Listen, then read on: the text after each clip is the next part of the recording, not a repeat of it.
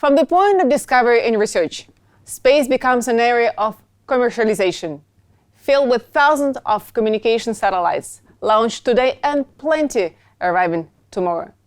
How do we keep this space free of traffic and collisions?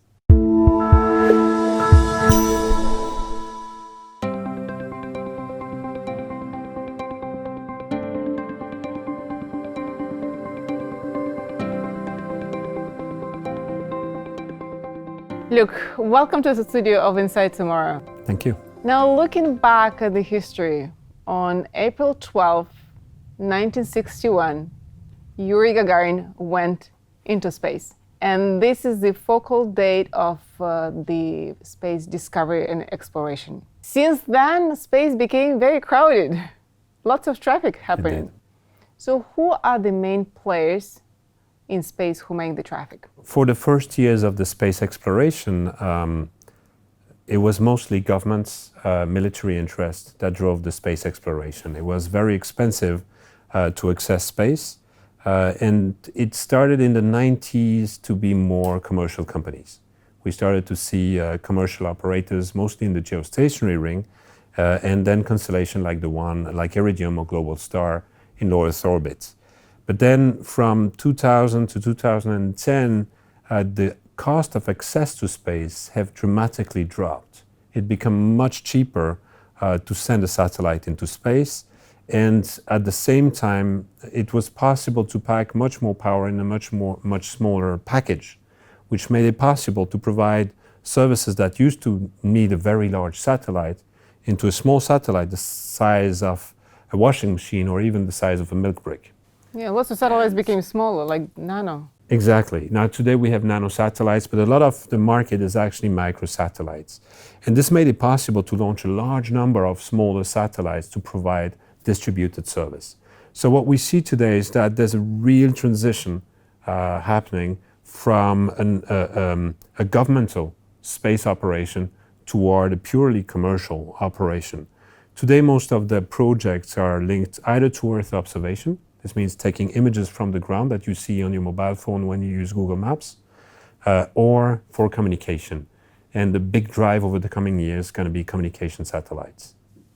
Recently, ClearSpace has won the tender that was given by ESA, European Space Association, to clear the space on the mission to remove those failed satellites and debris.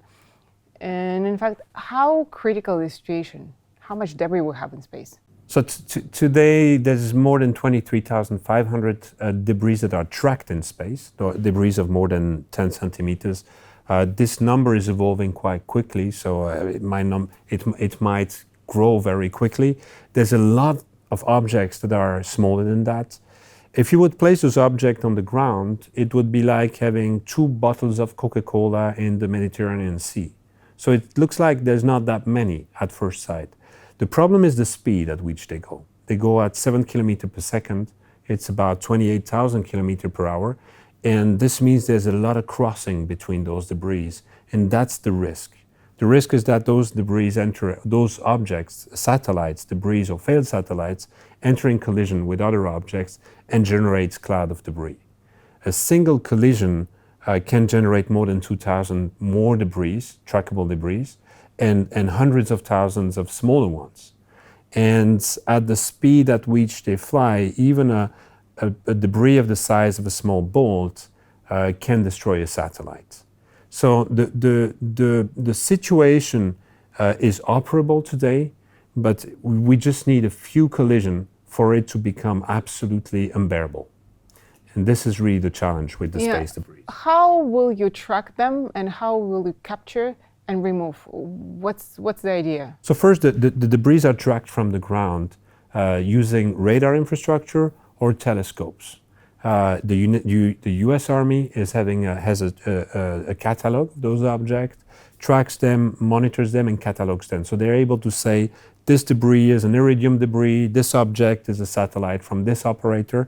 And so that gives the first information on where the specific object we have to pick up is. And then from there we can make telescope observation to get a more precise location. What we do then for a mission is we launch a chaser which is a satellite with propulsion. It's like a drone, more or less, for space, into the right orbit to be able to join this debris, where we're going to track it with cameras on the satellite and do a relative navigation. This means we're going to follow the object through space, get closer to it, and then operate a capture when we're at proximity. So what we really target is failed satellites. We're not looking at picking up all the little debris that are in space, but our goal is to attack the problem at the root. This means pick up a satellite when it's failed before it becomes a cloud of debris. How many inactive satellites right now are? So today we have about 1,800 live satellites in space and more than 3,000 that are failed. Okay, and how many more upcoming? So in the coming years, if you take only the telecommunication constellation that are coming up, there are going to be more than 15,000 satellites that are going to be added, live satellites that are going to be added. The problem with those satellites is that they will have failure rates. It's unavoidable in space. Satellites fail for many different reasons. The conditions are very harsh. There are solar flares, there's space radiation, there are very strong temperature cycle. So for the electronics on board, it's a very testing environment. So the failure rates, if you take all the constellations that are announced today and you target a 5 or 10% failure rate, which is quite in line with what happened in the history of launches, you can expect about 200 new failed satellites per year. When everything is up there, which is a large number. How did you come up with this unique project? You were laying on the grass looking at the night sky and saying, you know what, I'm going to clean the space. No, we actually started with a CubeSat mission in 2009. Mm-hmm. So the EPFL in 2009 launched the SwissCube. And the goal of the SwissCube was mostly a scientific mission, taking some pictures of the upper atmosphere of the Earth and doing a student mission. There were 250 students that participated to this exercise. And when you have a small sat of this size, obviously you cannot use a launcher for yourself. You're going to hitchhike on a launcher that launches another satellite. So you cannot really choose where you're going to be launched. And when we launched the SwissCube, it's been launched at 720 kilometers of altitude. At this altitude, the SwissCube needs about 100 years to come back into Earth's atmosphere. And the international guidelines say that a satellite should actually come back in 25 years. As we don't have propulsion on the satellite, we cannot slow it down. And we realized that at the beginning of just at the moment when we launched, through a mail we received from ESA, and decided we have to make a mission to bring it back.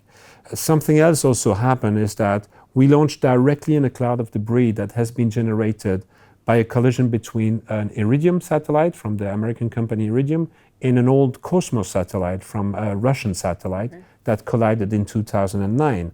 So we launched straight into this cloud of debris, and when you do that, the American Air Force sends you a notification of risks of collision. It's called conjunction messages. Every time an object comes close to your satellite or will cross close to your satellite. So we received a lot of those notifications. We thought, wow, this is a major problem. Yeah, and that's when EPFL decided to launch the ClearSpace 1 mission to go and pick up SwissCube and bring it back. End of 2016, we learned that OneWeb, the first large telecommunication constellation, just raised $1.7 billion to launch their constellation. And when we saw that, we thought, this is not just one event. This is a trend. There's going to be more of those. And this changes the deal for space operation. We cannot operate anymore like we did in the past. Now we have to become sustainable. We think that in the space industry, the sensitivity is there right now to start with the right mindset and just make sure that when we launch a large constellation, we also think about how to bring back everything. Really do a zero trace operation and reestablish the balance after reaping the benefits of using those orbits.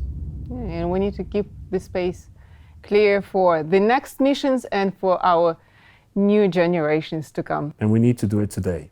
Thank you, Luc, for your insights and being with us today. Stay tuned to our next episode of Insight tomorrow. I'm your host, Yelena Ganzov.